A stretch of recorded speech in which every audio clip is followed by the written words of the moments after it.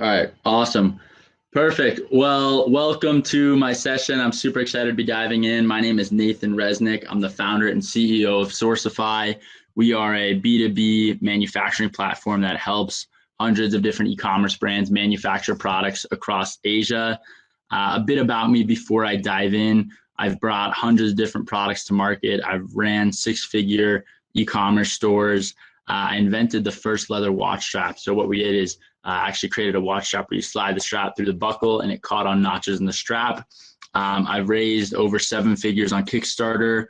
I used to live in China and speak Mandarin near fluently. This is how I got into manufacturing. And now I run Sourcify, which helps a bunch of Fortune 1000s and a ton of high growth e-commerce brands manufacture products across Asia. Today, we're going to learn what countries to consider for production, what to look out for in each country, the current status of production in each country in terms of what's going on, and where to find factories in each country. So if you're interested in diversifying your supply chain or learning more about production outside of China, this is going to be a really good session for you. And I'm curious, before I dive in, can you, in the comments, mention right now, are you manufacturing currently? And if so, where are you manufacturing? I always love learning about, where people are handling production. So leave a comment real quick if you are manufacturing a product and where that product is being produced. Let's see. Anyone commented? China. Okay. So yeah, most people are probably in China, but when it comes to diversification, it's really important to de-risk your supply chain. And the key here is that there's experience for native production environments, meaning that there's some countries that are better suited to produce products than others, and it mitigates raw material reliance. I mean, most people have their raw materials coming from China, but if you produce products, let's say in India or Pakistan, a lot of times that raw material reliance will be diversified. Key challenges to diversification, obviously finding factories outside of China can be a challenge. Alibaba is still a great source for this, but there are global sources offices in Vietnam as well as India that are expanding. And for Sourcify, we have 4 offices across Asia: China, Vietnam, India, and Pakistan. When it comes to managerial overhead, it can become very complex if you're having to work with factories across so many different time zones. There's obviously culture differences, and then quality fade risk. As you scale up production, you're going to have to do a lot more quality control across the world instead of just focused on China. So main countries we're going to discuss: America, Vietnam, India, and Pakistan. Everyone right now has been super curious about production in America. I think there is definitely a bit of a trend for manufacturing coming back to America, but it's not nearly as prevalent yet. I think there is a big opportunity here, but at the same time, costs are obviously higher manufacturing products here than they are in China. America, there's a lot of domestic appeal. There's high standards, that's for sure. It's easier to track because it's local. There's faster and cheaper shipping because you aren't having to send a container on a ship. Or right now, what's crazy is air freight is so expensive. IP protection is really top of mind here. So people obviously respect patents and trademarks, and it's way easier to communicate. But there's limited production capabilities. There's usually higher costs, and there's fewer factories to choose from. Best products for America, I would say anything you're going to eat, any vitamins or supplements, clothing, metal fabrication. Most toys and consumer electronics and footwear are produced over in Asia, so that's something you're definitely going to want to avoid. Vietnam, there's less restrictions and free trade, so you can avoid some tariffs. I mean, the past few years, the China tariffs have risen significantly, and that's been a huge cost for American businesses importing. I spoke on this on CNBC and talked really about how there's a misunderstanding in our government of who's actually paying for these tariffs. And it's, businesses that you run and I run, and the consumers, because, we either have to raise our prices or take a cut from margin. So it's just a tricky situation.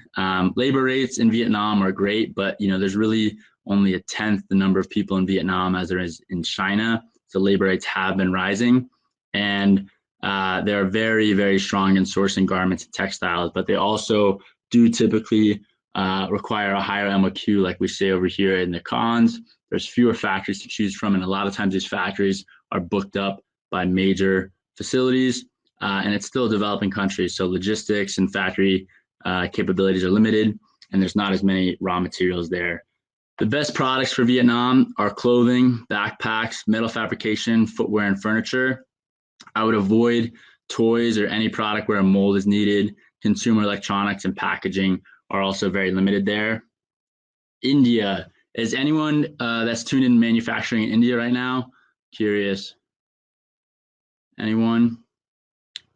So India has been really interesting right now because of COVID-19. At first, they had it handled very well, and then right now they've been having quite a bit of a rapid spread across the country. So it's a really challenging manufacturing environment there right now. But it's a rapidly growing economy. They're focused on long-term relationships. The access to raw material is pretty strong, and they do produce, high-quality products if you find the right factories. That's the key. There's longer lead times, though. There's a lot of natural disasters that take out power there, and there's just not a stable environment there. So there's slower logistics and power availability. It's a real excuse there because a lot of times these factories lose access to power, and they do typically have higher MOQs. The best products for India are clothing, textiles, jewelry, footwear, and leather goods. Leather goods is amazing in India. I would avoid any toys or products where a mold is needed, and any electronics that need to meet US standards. Pakistan, not as many people are running production in Pakistan as I would think. It's a really amazing developing country. There's a lot of access to raw materials like textiles and leather. They do produce high quality products. There's a lot of sporting equipment that's manufactured there, but the cons is that there's slower logistics, higher MOQs, and longer lead times. Has anyone run production in Pakistan that's tuning in? We've got a small office in Lahore there, and it's been doing really, really well and great work with the factories there. Best products for Pakistan. I'm curious, what kind of products are people tuning in? What kind of products are you selling? Is it sporting goods, clothing, fashion items? What kind of products are people selling that are tuning in right now? Anyone want to jump in and say, are they selling toys or home goods or leather goods? Electronics, sewing machines and vacuums. Okay. Yeah, I mean, with sewing machines and vacuums, that's pretty much all going to be in China for the most part. And most electronics are going to be in China. Has anyone had challenges with their factories because of COVID-19 right now in China? I mean, obviously February was shut, and then right now with COVID-19, it's been growing like crazy in terms of the export ability there, but it's a really interesting time to have manufacturing there, just in terms of what's going on in their economy and just the trade dynamics between America and China. When you so let's say you're manufacturing in China right now and you want to transition some of your production to other factories outside of China, you're going to have to manage sourcing across countries. And really to do this, it comes down to forecasting, because the raw material access that these factories have outside of China is a lot different than in China. And so you're going to have to know what raw materials are needed to produce your product and give your suppliers a longer lead time to understand what's going on. Time zones, that's a pretty given, thing you have to manage. And then operational overhead, who's going to actually manage it? Is it you? Is it someone else on your team? It's really, really important that you actually have a clear understanding of what's going on here. When it comes to factory certification, this is something that's always top of mind for a lot of importers. There are some standard certificates that we'll touch on, but one of the key points that I want to make here is that, most of these standard certificates, they don't mean a ton, because a factory will make their facility look very nice for when an inspector comes in, and then when an inspector leaves, they'll go back to normal as if the inspector is not there anymore, obviously. So it's definitely something that is great for your factory to have, but I wouldn't put my word behind any certificate, really. I mean, these factories change quite a bit. So ISO 9001 and 14001. You typically probably see 9001 quite a bit. It's a quality management system, and it basically helps identify whether or not they can do the product you're interested in. And 14001 covers environmental management. How are they handling waste? How are they following anti-pollution laws and standards? SA 8000 is social responsibility. So this is really important for fair labor laws and making sure that your factory is not employing any children. And it can vary by country, but this is one of the standards that they have, especially in China. And then foreign trade and customs registration, it confirms that the company is actually allowed to participate in foreign trade. So what you'll understand here is that some factories, they're more domestic oriented. So if you're getting, potentially a really good price and working with a local factory, they might not have a foreign trade permit to actually export products. So it's really important for you to be able to understand what they can and cannot export. But at most of the factories, let's say you're finding on Alibaba or these other online marketplaces, they do have, the legal ability to export. And it's not a deal breaker if they don't have them. It just adds more steps to importing. So they'll have to export on someone else's behalf.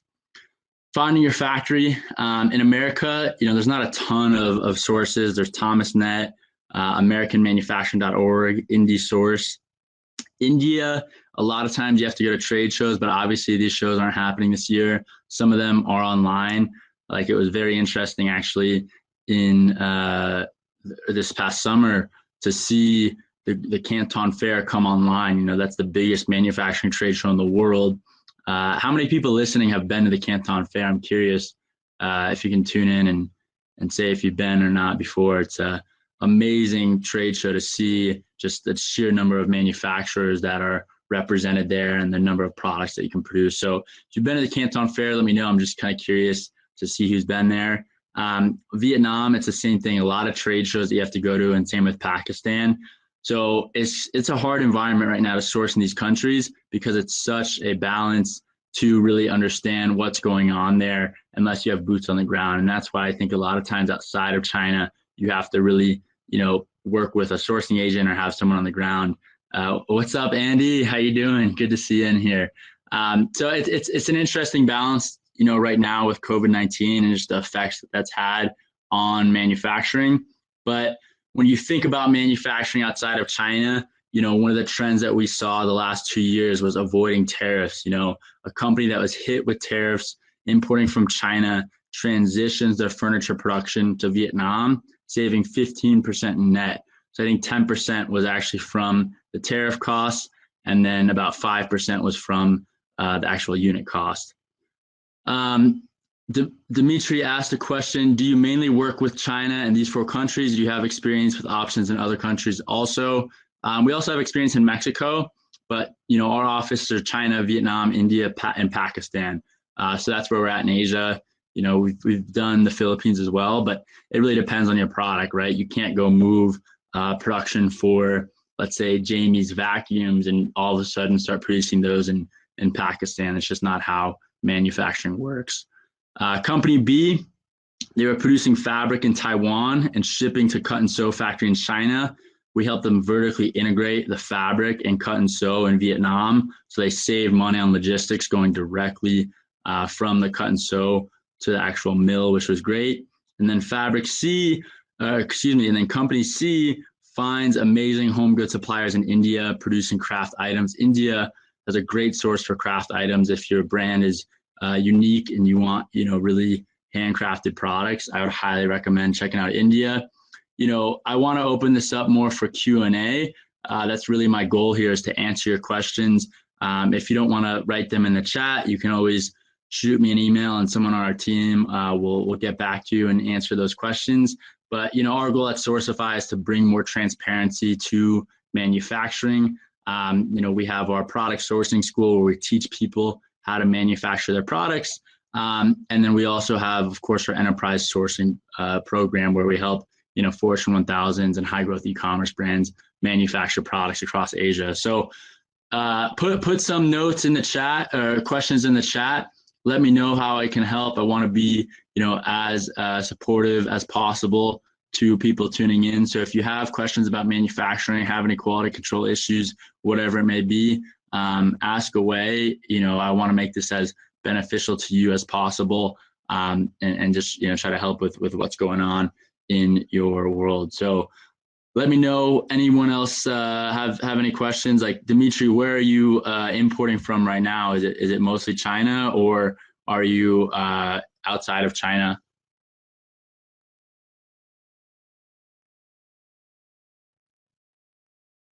Got it. Looking to source your first product. So what I would do is really just walk through that process. I mean, we have some notes on Product Sourcing School of how to do that, but you want to search, let's say, through an online marketplace like Alibaba or Global Sources. Make sure you're searching by a supplier instead of product, and then go through that list to see what factories are best fit for your product. But one thing I want to mention is that these marketplaces are all pay to play. Just because a factory ranks, number 1 or top 10 for the keyword hoodies doesn't mean it's the best factory. They pay Alibaba to rank on those keywords. So something to keep in mind. I mean, some of our factories that we work with, they're on these marketplaces, and they're way back. They're on some of the last pages. So anyone else have more questions? Just took a video. I'm going to share it with a buddy.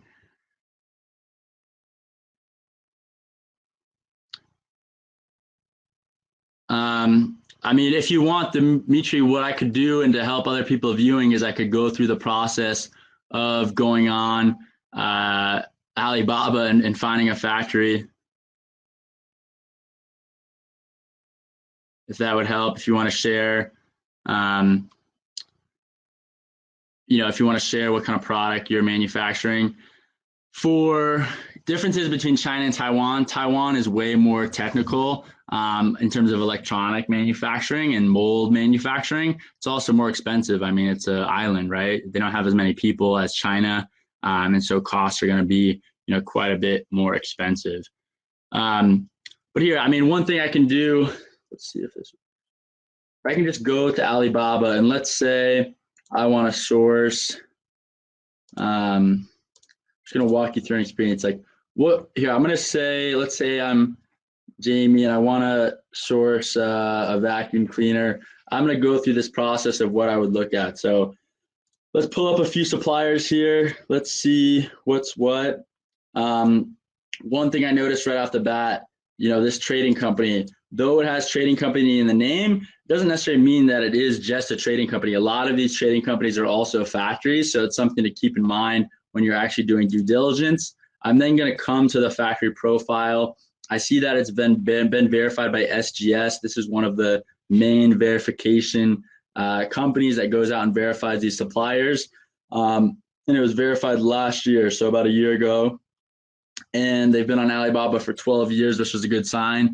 One of the first things I'm going to look at is their products. Like if they have products that are in here that say, cleaners and desks and hats, I'm going to know it's a trading company because factories typically only produce in one product category. So it's something to really keep in mind here as you're going through. I'm then going to look at, let's see what transactions they've done on Alibaba. This isn't really a big sticking point for me because most companies, they don't transact on Alibaba. They do it off site. They have this certificate that we talked about. This is for their quality control management.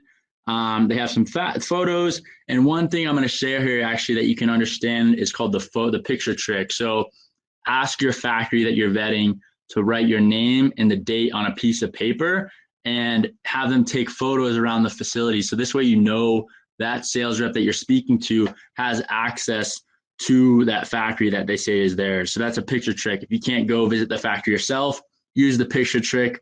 It's patented by Sourcify. So, we came up with that process to enable people in product sourcing school to vet factories without actually going to visit them. Let's see. So they have a few other certificates here. They've got, different trade shows. They've been at Canton Fair. That's good. You want a factory that's been at different trade shows. They've got, a good response rate here, even though most people don't really communicate on Alibaba. And so what I'm going to do too is go to the contacts, see if they have any external website listed here. A lot of times, if the factory does have a website, it's a pretty good sign just to show that they're like relatively legit. And so this one looks like they do. So if you're trying to produce vacuums, this is a pretty good factory to hit up. What I would do is put, their numbers, put these numbers into WeChat and message them just so you can understand, what's going on with their production and just start a, faster communication line with them. It's a lot easier to do that way. And so this is just an overview of how I'd vet factories. I mean, I know Dimitri is trying to source his product for the first time. And so when you come in here and go through this process of, searching out and finding a factory, you want to understand, are they a trading company? Are they an actual factory? What products are they producing? If they're producing across a lot of, categories, that's obviously a red flag. Let's check out this trading company. So they have trading company in their name. It doesn't necessarily mean that they are an actual trading company. They've been listed on Alibaba for 10 years, which just means they've been paying, Alibaba's subscription fee for 10 years. Doesn't really mean anything besides that. And they have only 6 transactions on here. But like I said, most, importers, most e-commerce brands, they don't transact on Alibaba. So it's not a huge difference. Year established. One thing you can check here is say, can I see, basically your articles of incorporation? And though it's going to be in Chinese and Mandarin, you could still, see the numbers. And that's really a neat way to understand what's going on. They have a lower response rate, but let's look at their products to see if they're producing in one product category. So it looks like mostly cleaners, which is good, but they do produce a lot of other stuff like a dehumidifier. This they might not do in their factory. So that I would assume that they're contracting out. And let's go to their contact page. Let's see if they have an external website. So their external website is just their Alibaba page. So something to keep in mind.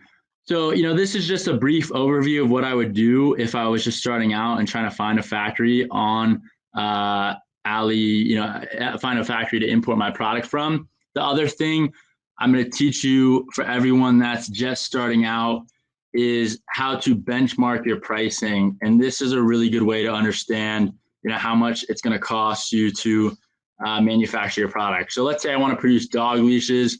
I'm going to go to Google Translate, put that in there, and then I'm going to go to 1688, which is like the local Chinese AliExpress. And I'm going to put in dog leashes. I'm going to search for a dog leash that looks similar to the one that I want to manufacture. And then I'm going to go here. Let's see, what's my favorite dog leash? And I'm going to choose, here, I'm going to choose this harness one. This looks cool. So it's going to pull up the price. And then what I'm going to see is that if I order, see if it'll let me. So if I order 2 to 99, the price is 5.35 yuan. And what I'll do here is take that to dollars, and then you can see how much it actually costs to produce or to buy that in Asia. So to buy this dog harness, this dog vest in China, it costs 79 cents.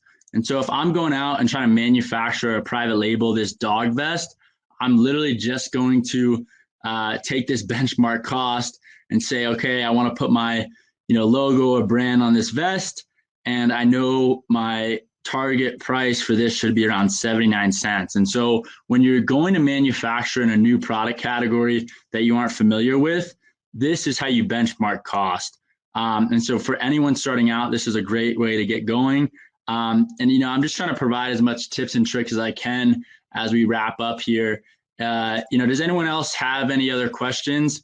Doug asks, what are your strategies to search for engineering services before manufacturing overseas? If it's a more technical product, you're going to want to work with a contract engineering firm. It depends on the product. Sometimes that's a few $1,000s. Sometimes it's a lot more expensive. And those contract firms should have factory connections that they've worked with in the past. If not, it might not be a good firm for you to work with, Doug. So it's something to keep in mind. My session's wrapping up here in a minute, but just want to, answer as many questions as possible for people tuning in. And if you have follow-up questions, feel free to email me, or I'm also, pretty active on LinkedIn and Twitter. So just, hit me up, Nathan Resnick. What manufacturer certifications on Alibaba 1688 carry the most weight? Like I said, these certificates, what these factories will do is they'll make their factory look really good for when the inspector comes in. And then when the inspector leaves, they'll kind of, turn it back to how it was. So, I would say like the ones we talked about are ISO 9001. And if you care about child labor, definitely SA 8000. Those are the two ones that I would keep top of mind. 1688, those factories are, Chinese oriented, so they aren't really going to have those type of foreign certificates. Dimitri asked, any advice on getting the right price for an ODM product? Doesn't really exist on 1688 yet. There's got to be a product that's similar to what you're looking to produce. So that's how I'd benchmark it, Dimitri. Find a product that's similar to what you're looking to produce and benchmark it around there. And if you're adding more features, expect it to be more expensive. So that's where I'd go. One cool product actually that we manufactured and that just launched on Kickstarter is the coolest coffee table. This thing's pretty badass. You can see it's got like all these features in a coffee table, and if you're just manufacturing coffee table, it's a lot less. But this has like speakers and coolers and all these added features. So it's something to think about when you're manufacturing. I hope everyone learned from this. And like I said, if you have more questions, just feel free to, shoot me a note, and we'll get back to you as soon as possible. So have a great rest of the day at e-commerce day. And thanks again for everyone to tuning in.